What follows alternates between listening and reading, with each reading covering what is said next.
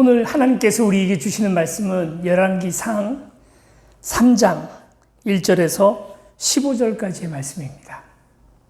열왕기상 3장 1절에서 15절까지 말씀입니다. 함께 같이 읽으시겠습니다. 솔로몬은 이집트 왕 바로의 혼인관계를 맺고 바로의 딸을 아내로 맞았다. 그리고 그는 자신의 집과 주님의 성전과 예루살렘 성벽의 건축을 모두 끝낼 때까지 그 아내를 다윗성에 있게 하였다. 주님께 예배드릴 성전이 그때까지도 건축되지 않았으므로 백성은 그때까지 여러 곳에 있는 산당에서 제사를 드렸다. 솔로몬은 주님을 사랑하였으며 자기 아버지 다윗의 법도를 따랐으나 그도 여러 산당에서 제사를 드리며 분향하였다. 기브온에 제일 유명한 산당이 있었으므로 왕은 늘 그곳에 가서 제사를 드렸다.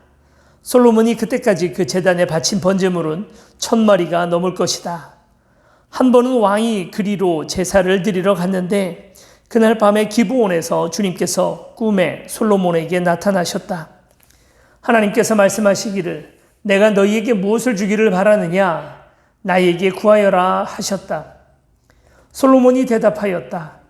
주님께서는 주님의 종이요 나의 아버지인 다윗이 진실과 공의와 정직한 마음으로 주님을 모시고 살았다고 해서 큰 은혜를 베풀어 주시고 또 그 큰 은혜로 그를 지켜주셔서 오늘과 같이 이렇게 그 보좌에 앉을 아들까지 주셨습니다.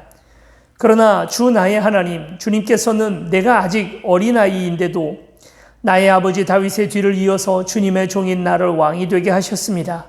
나는 아직 나가고 들어오고 하는 처신을 제대로 할 줄 모릅니다.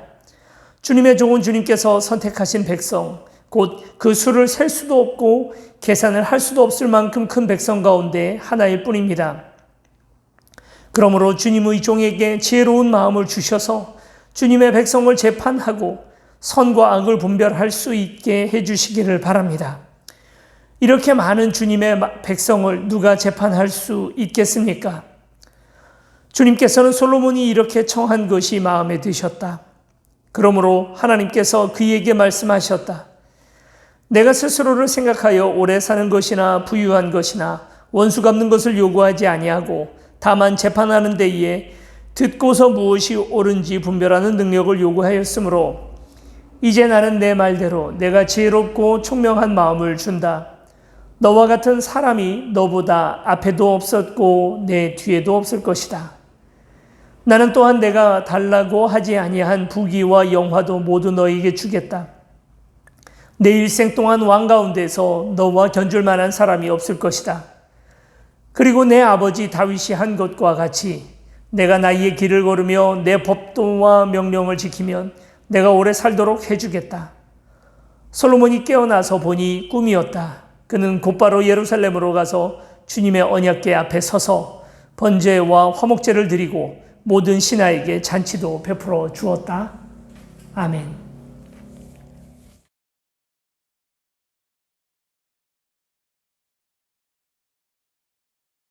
오늘은 우리가 읽었던 본문을 가지고 사명에 관한 이야기를 우리 6번째 이야기로 같이 풀어보겠습니다.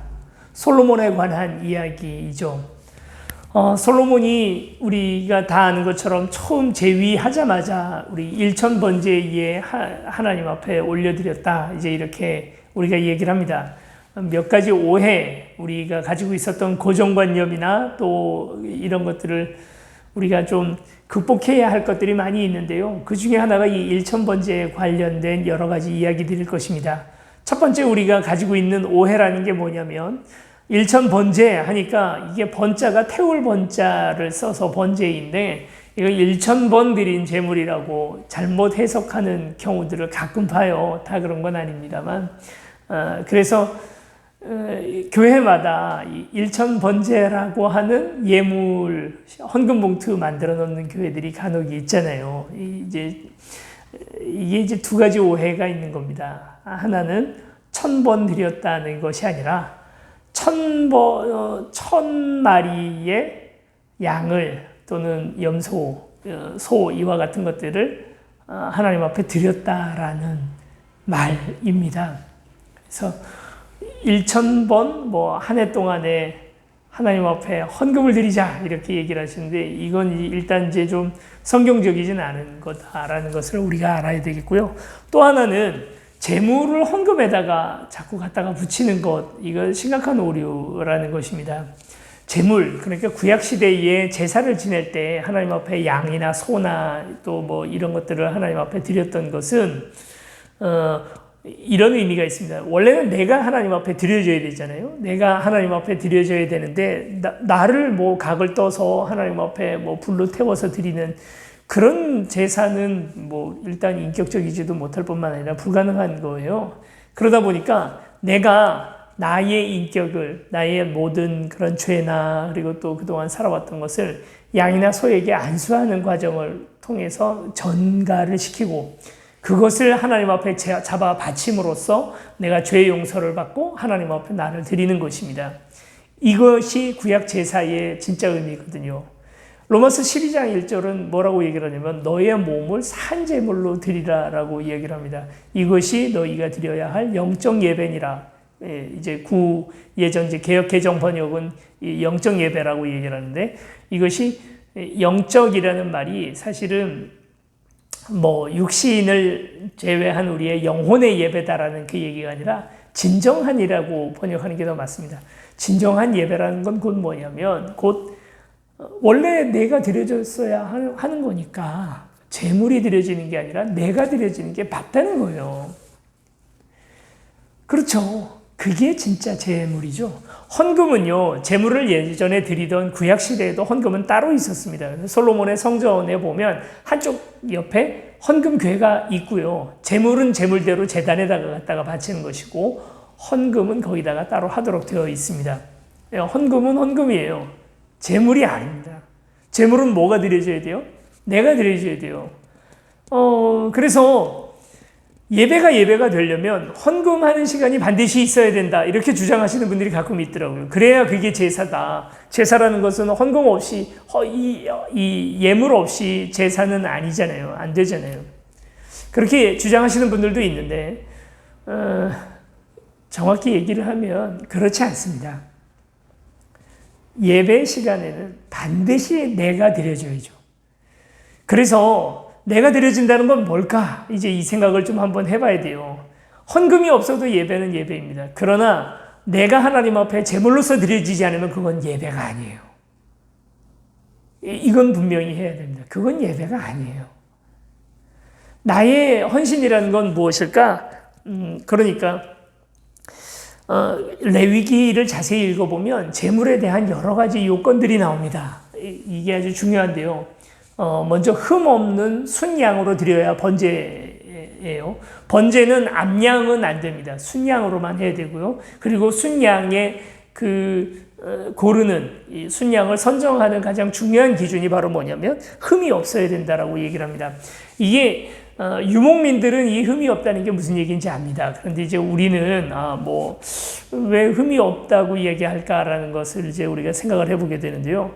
유목 생활을 하다 보면 양의 가장 중요한 게 뭐예요? 고기도 고기지만 양에게 가장 중요한 건 뭐 털도 깎아야 되고 가죽입니다. 가죽. 그게 제일 비싸거든요. 가죽이 온전해서 아무 상처도 없는 좋은 가죽을 나중에 남겨서 그걸 팔아야 이제 그게 돈이 되는 거고 그게 가치가 있는 건데 그러려면 내 양들이 그러니까 뭐 상처를 받지 말아야 되지 않겠습니까? 그래서 다른 뭐 양들로부터. 근데 양들이 가장 상처를 많이 받는 건 뭐 늑대나 곰같이 이렇게 짐승들에게 물리거나 하는 것도 중요하지만 양이 양에게 상처를 줘요. 어떤 사건 속에서 이렇게 상처를 주냐면 순양이 발정이 나면 암양에게 올라타거나 뭐 이제 이렇게 위해를 가하게 되는데 그 과정에서 가장 많은 상처를 준답니다. 그러니까 어떻게 하냐면 이 순양들이 계속해서 이렇게 자기가 발정 날 때마다 암양들을 괴롭히게 되는 일들을 막기 위해서 아마 애완동물 키워보시는 분들은 다들 아실 텐데 중성화 수술을 해줘야 합니다. 대단한 기술이 필요하진 않고요. 이건 그냥 유목민들에게는 그냥 칼 한 자루만 있으면 순양들을 다 중성화 시키는 거 간단하게 할 수 있어요. 그렇게 중성화를 시켜놓으면 양이 등치도 커질 뿐만 아니라 아주 부드러운 고기가 만들어지고 그리고 가죽도 이렇게 잘 보호할 수 있게 되는 거죠. 그런 여러 가지 의미로 그렇게 중성화를 시키는데, 아니 그래도 새끼 양을 낳으려면 순양, 중성화되지 않은 남성성을 가지고 있는 양이 꼭 필요하지 않겠습니까? 그래서 자기가 가지고 있는 양들 중에 가장 튼튼하고 그리고 또 개체가 좋고 잘생긴 양들을 남겨놓는 거예요. 중성화를 시키지 않은 양으로 남겨놓는 거예요. 이게 흠이 없다는 것은 바로 가장 중요한 그 요건이 중성화 수술을 시키지 않은, 거세하지 않은 양을 흠 없는 순양이라고 부릅니다. 무슨 얘기예요? 내가 가지고 있는 양들 중에 제일 좋은 양이라는 뜻이에요. 번제도 그렇고 또 뭐 화목제나 이런 뭐 여타의 여러 제사들의 가장 중요한 조건 중에 하나가, 가만히 제가 이걸 묵상하다 보니까 그런 생각이 드는 거예요. 반드시 손해보지 않을 제사라는 건 없다는 거예요. 내가 반드시 얼마를 손해를 보느냐가 하나님께 되게 중요한 거가 되는 거죠. 정말 이런 식으로 제사 규정이 만들어진 걸까 하는 생각이 드는 거예요. 그리고 뿐만 아니라 뭐 내장이나 피나 이런 것들 싹 다 뿌려버리고 고기조차도 하나 남기지 않고 장작 위에서 다 불타버리도록, 불이 꺼지지 않게 하는 게 되게 중요하거든요. 또 그렇게 해서 하나님 앞에 올려드리는 것을 번제라고 이야기하는 것입니다. 번제의 모든 초점이, 물론 하나님께서 그 고기의 그 냄새를 흠양하시고 뭐 하는 여러 가지 과정들도 있겠습니다만, 중요한 것이 제사를 드린 사람이 제대로 손해를 보게 그렇죠. 아니 내가 가지고 있는 여러 양들 중에 좀 가치 없고 그런 양들 하나님 앞에 올려드릴 수도 있잖아요. 어차피 고기는 똑같고, 아까도 말씀드렸던 것처럼 순양 자체는 남성성을 가지고 있는 동안에 고기가 질겨져가지고 맛도 없어요. 이 고기를 더 맛있게 하려면, 그리고 또 이렇게 뭔가 좀 상처받아서 상품 가치 없고 한 것도 하나님 앞에 드려도 좋지 않아요? 그래도 어차피 받을 그 같은 생명이고 한데, 그런데 이상하게 제사 규정에서만큼은 제사 드리는 사람의 손해가 있어야 한다고 얘기를 합니다. 다윗이 아라우나의 타작마당을 하나님 앞에 성전터로 드리죠. 그때 아라우나에게 가서 다윗이 그 밭에 가격을 제대로 쳐주려고 합니다. 그랬더니 아라우나가 다윗을 말리죠. 내가 그냥 드리겠습니다. 왕이 달라 하는데 내가 왜 이거 못 드리겠습니까? 이것도 좋은 뜻으로 쓴다는데 왜 못 드리겠습니까? 하고 그 밭을 갈고 있던 소까지도 다 주려고 해요. 다윗이 극구 내가 이 밭에 제 가격을 주리라 하고 돈을 다 주고 그걸 삽니다. 왜 그랬을까요? 하나님 앞에 드려진다는 것은 내가 손해를 보는 것 중요하다는 것입니다. 때로 오늘 우리가 하나님을 잘 믿으면 우리가 받는 복에 대해서 계산을 하고 당연히 좋게 되고 잘 되고 하나님 믿으면 복 받는다라는 이야기를 하는 것을 우리는 좋아하고, 저도 그걸 부인하고 싶지 않습니다. 실제로 그렇죠. 복 받죠. 그럼에도 불구하고 우리 꼭 생각해야 되는 것은 하나님을 믿는 것이 반드시 내게 유익이 되기 때문에 믿는 건 아니라는 거예요. 사실은 이미 그분에게 우리가 받았던 은혜가 크고 그렇기 때문에 그 감사의 마음으로 하나님 앞에 올려드리는 것이지, 내가 뭘 얻으려고 이렇게 하는 것은 아니라는 것입니다. 그리고 종국에는 하나님께 내 바른 양심과 신앙생활을 제대로 하게 되면 반드시 손해라는 건 보게 돼 있다는 것입니다. 이걸 피할 방법은 없어요. 주일을 성수하잖아요. 오늘 일할 수 있었음에도 불구하고 오늘 하루를 온전히 쉽니다. 내게 손해가 나죠. 내 이웃들을 사랑하고 또 그들에게 하나님의 사랑을 전하려면 어쩔 수 없어요. 내가 손해를 볼 수밖에 없습니다. 사업을 하면서 세금 속이지 않고 정직하게 사업을 한다는 건 반드시 내게 손해가 있을 수밖에 없습니다. 그럼에도 불구하고 그 손해를 보면서 하나님을 섬겨 나가는 거거든요. 바르게 하나님의 뜻대로 살아간다는 것은 어쩔 수 없이 내게 손해가 있어요. 내 손에 물 한 방울 묻히지 않고 피 하나 묻히지 않고 그리고 하나님 뜻대로 살아간다는 건 어불성설입니다. 하나님께서 혹시 복을 주시면 너무 감사한 거지만, 주신 복으로 인해서 감사한 거지만 그리 아니하실지라도, 다니엘과 그의 친구들의 고백이죠. 하나님께서 혹시 그리 하지 아니하실지라도 그렇습니다. 내가 제물로 하나님 앞에 드려지는 거잖아요. 나의 소유와 그리고 나 자신을 하나님 앞에 포기하고 내가 하나님을 제대로 섬기는 것입니다. 바른 예배가 드려진다는 것은 그래서 손해로 이어지는 것들을 다 감내하고 가는 거죠. 개인적인 고백입니다. 여러분들이 어떻게 생각하실지 몰라도 개인적인 저의 고백은 이와 같습니다. 저는 하나님께서 목회자로 저를 부르셨다는 사실, 그렇죠? 하나님께서 저를 목회자로 부르셨다는 사실, 이거 하나만으로 여기까지, 그리고 또 이 나란히 걷는 교회를 위하여 하나님께서 나를 부르셨다는 사실에 입각하여 하나님 앞에 남았습니다. 여러 가지 손해가 있죠. 전에 있었던 교회도 좋았습니다. 여러모로 매달 들어오는 월급이 있었고, 그리고 또 사택에 대한 또 여러 보장도 있었고, 사무실도 있고, 또 사랑받는 성도들도 있었고, 다 좋았지만, 그러나 그럼에도 불구하고 이것이 옳다라고 생각했기 때문에 다시 그곳을 떠나서 이 자리에 왔습니다. 제 생각에는 사명을 따라간다 하고 온 거죠. 손해가 있다는 거예요. 이제 보장된 월급이 없잖아요. 아마 유튜브 영상 중에 이제 하나가 목사님들 사례비에 대한 얘기니까 아마 보시면 아시겠지만, 그렇게 딱 정해져 있던, 그리고 또 생활에 안정을 주는 월급이라는 게 이제 없어요. 요즘 이제 열심히 택배 알바 이런 거 하고 있습니다. 또 도와주시는 분들이 있어서 그래도 부족함 없이 살아가고 있습니다만, 안정된 삶 같은 것들을 내팽겨 쳤죠.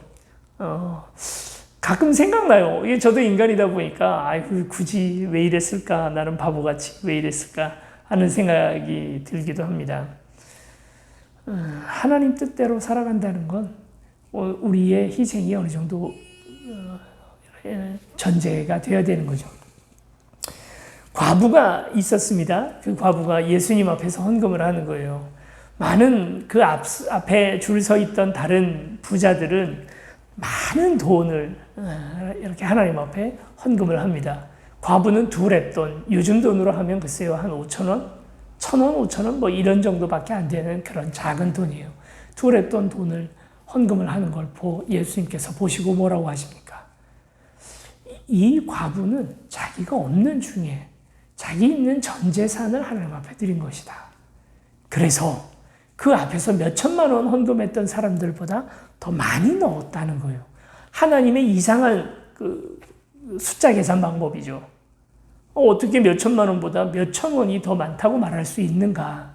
그것은 내 가지고 있는 것들 중에 나의 전부를 다 드리는 그 모습을 보고 그와 같이 판단했다는 것입니다. 솔로몬은요, 부자잖아요. 앞으로 더 부유해지지만 이때도 부자였잖아요, 왕으로서. 그 부유함 가운데에서 1,000마리 정도는 드려야 하나님께서 기뻐하시지만, 그렇잖아요. 또 솔로몬도 똑같이 소 한 마리 드리고 할 수는 없죠. 그런 과부는 자기가 가진 것 전부를 다 드렸습니다. 그때 하나님께서 그것을 받으시고 기뻐하시고 칭찬하시는 믿음이었던 것이죠. 자, 이제 여러분에게 묻겠습니다. 여러분은 어느 정도 어떤 손해를 전제하고 하나님을 섬기고 하십니까? 그런 것이 있으십니까?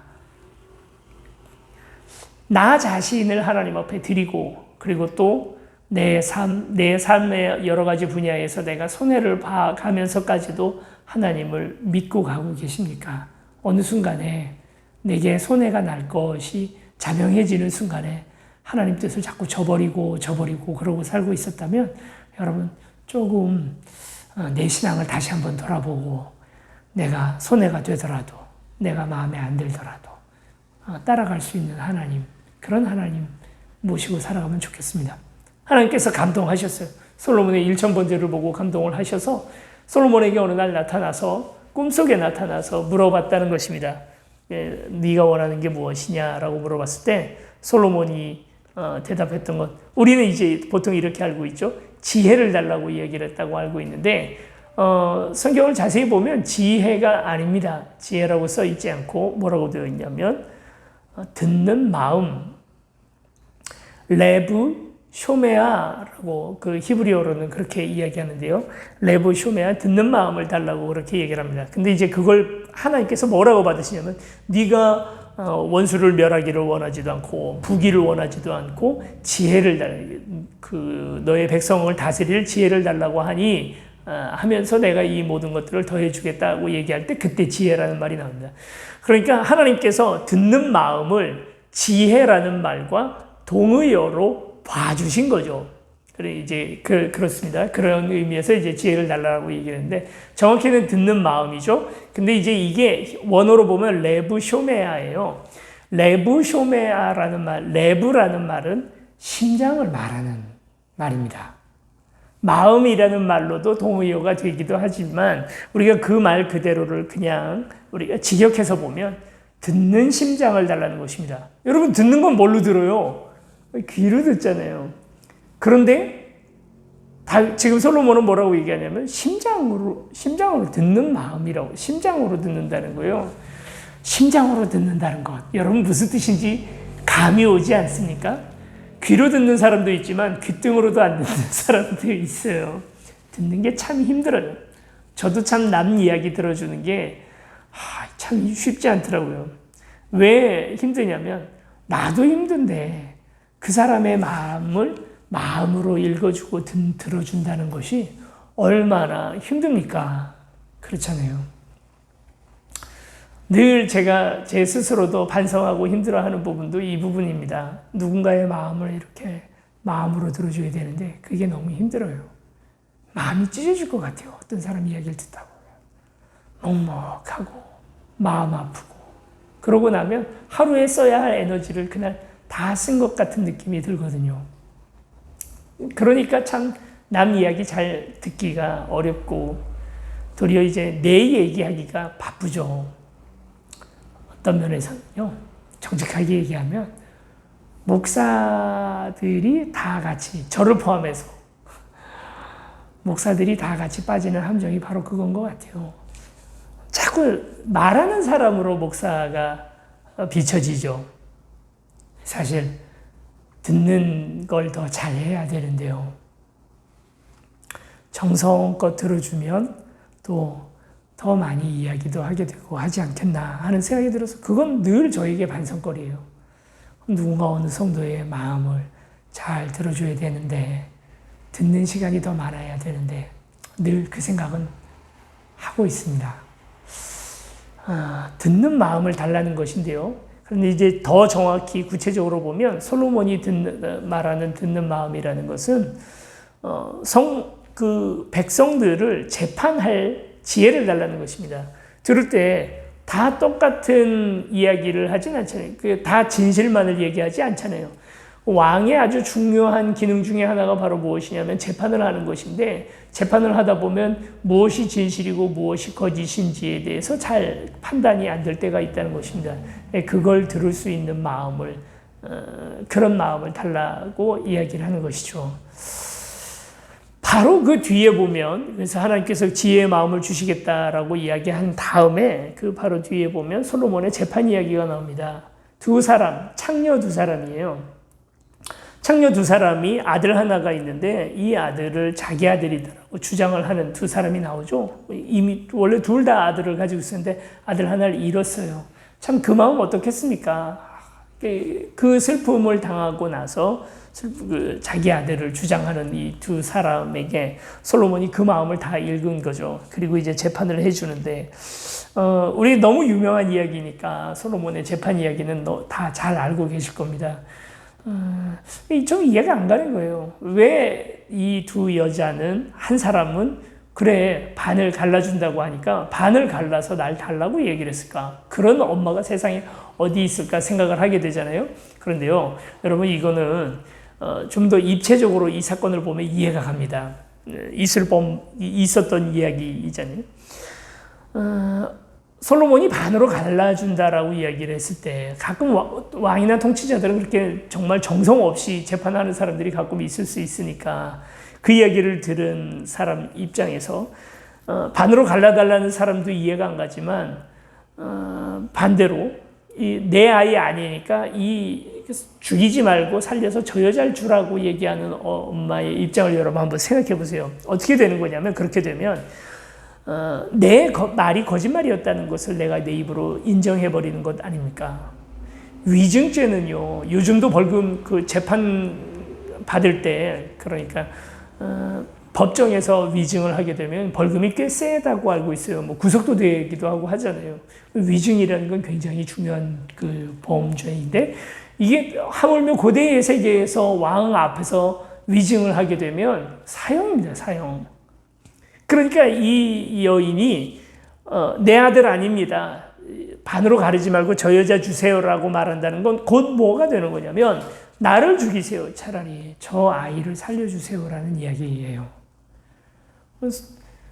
부모라는 존재는 내가 죽고, 차라리 내가 죽고 아이를 살리려고 하는 게 부모죠. 이제 아이를 키우다 보니까 애를 셋이나 키우잖아요. 그런 생각이 들어요. 지난 여름에 우리 아이들 데리고 해수욕장에 한번 놀러 갔다가 뭔가 하여튼 서로 실수를 해서 튜브에 올려있던 아이들이 다 물에 빠졌어요. 저도 같이 물에 빠진 거죠. 동해바다다 보니까 이게 생각보다 수심이 깊더라고요. 그래서 여러분, 이게 우리 아이들도 오늘 처음 듣는 얘기일지 모르겠는데, 제가 힘껏 그 아이들 엉덩이를 뒤로 해서 밀었습니다. 그래서 이 동해바다는 이게 수심이 급격히 멀어지기 때문에 당장은 저도 발이 안 닿을 정도로 깊었지만, 조금만 밀면 이 아이들 발도 금방 닿을 수 있는 모래톱이 금방 나오거든요. 그 아이들을 밀었죠. 정말 찰나의 순간이었습니다만, 제 속에서는 내가 죽고 이 아이들을 살려야 되겠다는 생각이 들었어요. 그게 부모 마음이죠.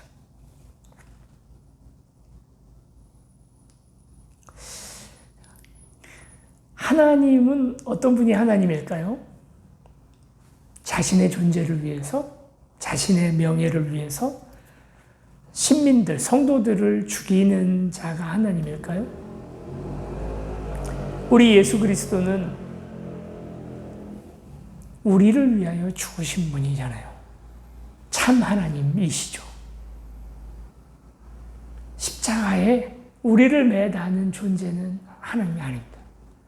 무함마드, 이슬람이 믿고 있는 그들의 선지자는 신을 위해서 죽으라고 시키는 존재잖아요. 수많은 이슬람의 과격한 극우주의 이슬람 분자들은 폭탄을 몸에 칭칭 메고 알라는 위대하다라고 외치며 자폭을 합니다. 참신일까? 그런 신을 믿고 있는 불쌍한 사람들, 이슬람 사람들이죠. 진짜 부모는 자식을 위해서 죽는 자입니다. 진짜 임금은 그 국민들을 희생시켜서 자기가 사는 게 아니라 그들을 위해서 죽는 자가 진짜죠. 참 목자는요, 진짜 목사라는 사람은 자기 성도들을 위해서 희생할 줄 아는 사람입니다. 자기가 살겠다고 성도들을 내쫓는 사람이 아니라 나를 위해서, 성도들을 희생시키는 것이 아니라 성도들을 위해서 자기가 희생하는 사람, 참 목자 아니겠습니까? 저는 날마다 반성합니다. 내가 참 목자일까? 내가 내 성도들을 위해서 나의 자존심, 나의 금전적 손해, 그리고 또 여러 가지들 이런 것들을 희생할 각오가 되어 있는가 생각해 보죠. 솔로몬은 그 마음을 알았습니다. 이제 곧 대선이죠. 뭘 어떻게 적용하고 싶은 생각 전혀 없습니다. 뭐 야당을 찍어라 여당을 찍어라. 저는 그런 얘기 전혀 하지 않을 겁니다. 다만 여러분 지도자라면 솔로몬 같은 마음, 그렇죠. 듣는 마음, 내 국민들의 마음을 들을 수 있는 사람, 그런 사람을 잘 분별해 보면 어떨까 하는 생각을 해봅니다. 찾기 참 쉽지 않을 거예요. 그런 사람. 하나님께서 우리에게 복 주시면 그런 사람이 또 지도자가 될 수 있겠죠. 우리도 또 그런 사람을 원해야죠.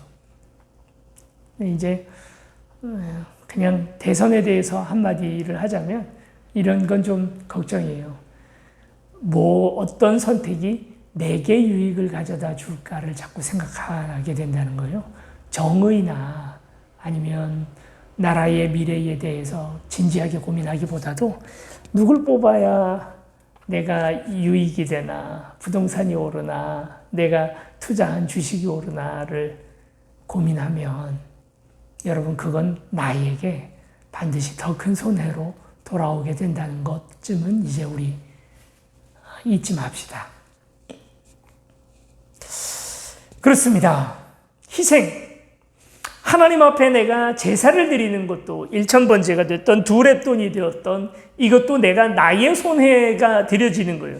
내가 손해 전혀 보지 않는 만큼의 그것이 내가 마음 거기까지인 거예요. 내 하나님 앞에 조금도 시간도 내가 손해 볼 수 없고, 그쵸? 1시간 내가 유튜브 앞에 앉아 있는 것도 내가 힘들다고 얘기를 하면 거기까지인 거예요. 거기까지. 내가 누군가를 사랑한다고 말하면서 그를 위한 수고와 그런 것들이 귀찮아지는데 거기까지가 내가 그 사람 사랑하는 다예요. 내가 그 사람을 위해서, 내 하나님을 위해서 내가 11조 뭐 드리는 것이 옳으냐 마르냐 자꾸 물어보지만 여러분 만약 10분의 1이 아니라 10분의 9라도 내가 하나님 앞에 드리는 것이 전혀 아깝지 않다면 거기까지가 내 신앙인 거예요.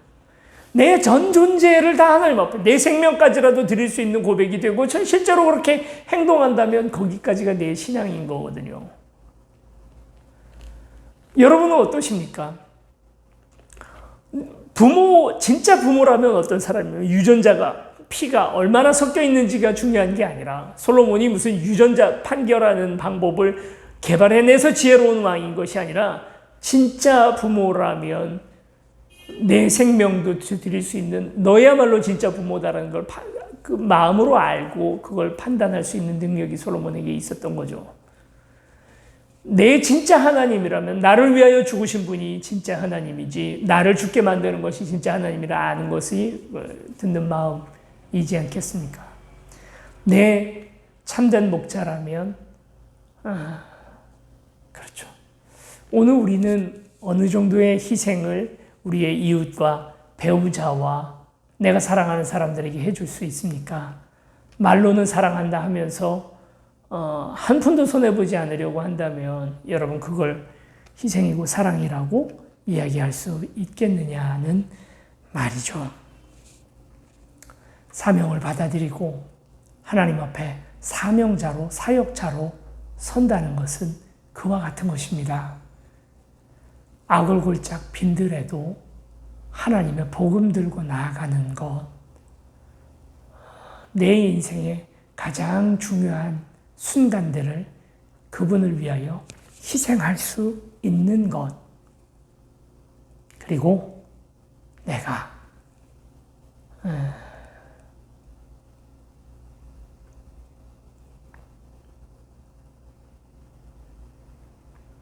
내 꿈, 내 존재, 나의 자존심, 내가 너무 소중하게 생각했던 그것조차 초계와 같이 하나님 앞에서 드릴 수 있는가? 그것에 대하여 대답해 보시면 어떨까요? 여러분은 그런 삶을 살고 계십니까? 내 삶의 자리에서 그런 예배를 드리고 계십니까? 솔로몬에게는 1,000번제였고 과부에게는 2렙돈이고 저와 여러분에게는 그것이 무엇입니까? 이제 우리 같이 찬양하고 기도하고 하나님 앞에 나아갑니다. 주여 이 마음 받아주세요. 주여 이 마음 받아주세요. 내가 하나님 앞에 드릴 수 있는 뭐가 있겠습니까? 내 가장 소중하다 생각하는 이것도 주님 앞에 드립니다. 나를 위하여 하는 신앙이 아니라 당신을 위한 내 마음을 하나님 앞에 드립니다. 그 마음이 저와 여러분들의 마음이 되었으면 좋겠고 그런 기도가 하나님 앞에 드리셨으면 좋겠습니다. 먼저 기도 제목을 드리겠습니다. 먼저는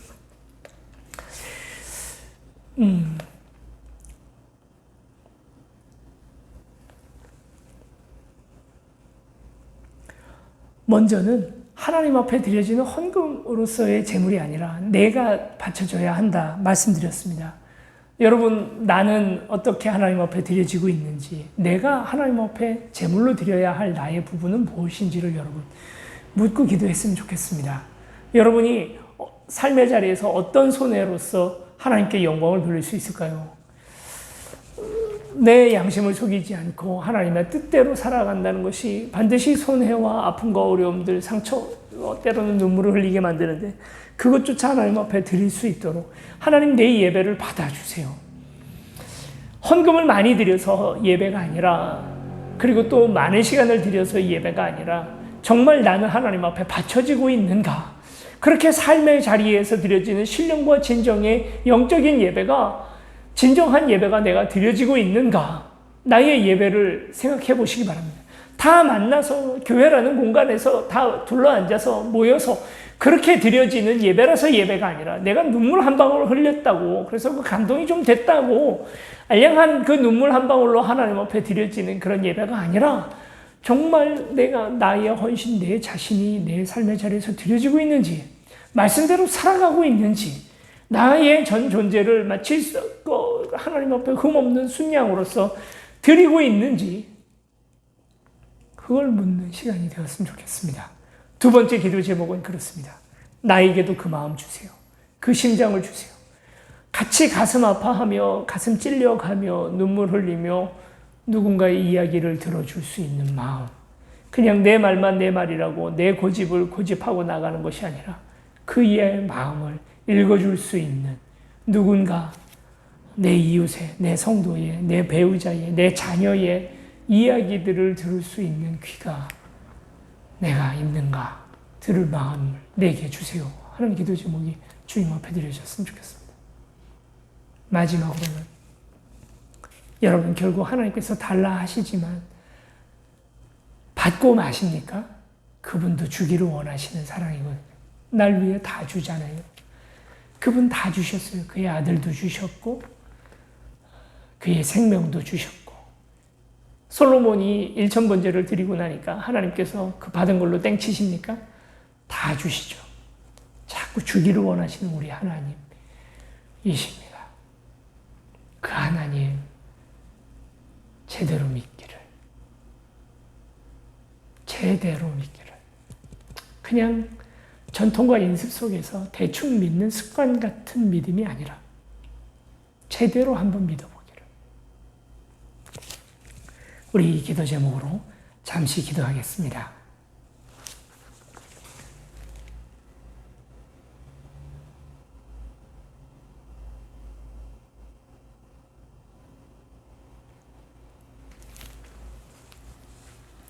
사랑과 은혜 많으신 아버지 하나님, 감사합니다. 우리는 자꾸 주님 앞에 무엇을 드린다 생각하지만 주께서 도리어 뭔가를 자꾸 주셔서 우리가 더 받아가는 존재임을 고백합니다. 나는 시간을 드린다 하고 물질을 드린다 하고 내 마음과 전 존재, 내 생명조차 드린다고 가져오지만 결국 생명을 주시는 분도 주님이시고 당신의 아들조차도 우리를 위해 주셨고 내가 먹고 마시는 모든 것들도 다 주님이 주신 것들입니다. 이것이 또 고마워서 하나님 앞에 예배의 자리로 나아갑니다. 단 하나 손해보지 않으려고 하고 인색한 마음으로 주 앞에 그렇게 살았습니다. 이웃들을 바라볼 때 그들을 위하여 시간 내주지 못하고 그들의 마음을 읽을 아무런 여유조차 없이 살아오던 나의 모습은 아니었는지 다시 돌아봅니다. 내게도 솔로몬에게 하셨던 것처럼 듣는 마음을 주셔서 하나님 무엇이 옳고 그른지 정의와 부정의가 무엇인지 볼 수 있는 들을 수 있는 마음을 주시고 나의 잘못된 길들을 들을 수 있는 마음을 주님 주시고 누군가의 아픔과 어려움들 그들의 피 흘리는 마음들을 들을 수 있는 귀를 주여 주시옵소서. 하나님 이제 내 생명조차도 주께 드리기를 원하오니 주여 받아주시고 나의 삶의 자리에서 주 뜻대로 살아가는 참된 예배를 주님 앞에 올려드릴 수 있도록 주여 도와주시옵소서. 감사드리며 예수 그리스도 이름으로 기도드립니다. 아멘.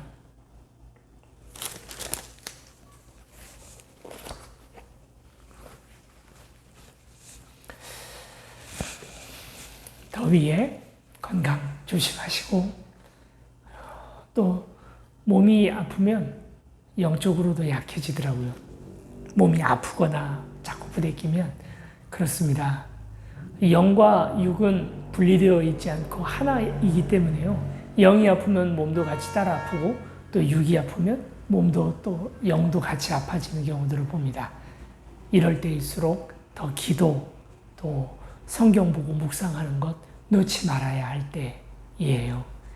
우리 몸은 일을 안 하면 쉬는 거잖아요. 그런데 영은 기도를 좀 쉬고 예배를 쉬고 그리고 또 말씀 묵상하는 걸 쉬면 쉬는 게 아니고 도리어 더 피폐해지거든요. 놓치지 말아야 될 것들이 이럴 때 있습니다. 혹시 휴가를 가시게 되면 휴가 기간 동안에 말씀 묵상하고 기도하는 것은 내려놓아서 놓아지는 게 아니거든요. 그건 붙들고 나아가는 여러분들이 됐으면 좋겠습니다. 축도로 예배를 마치겠습니다.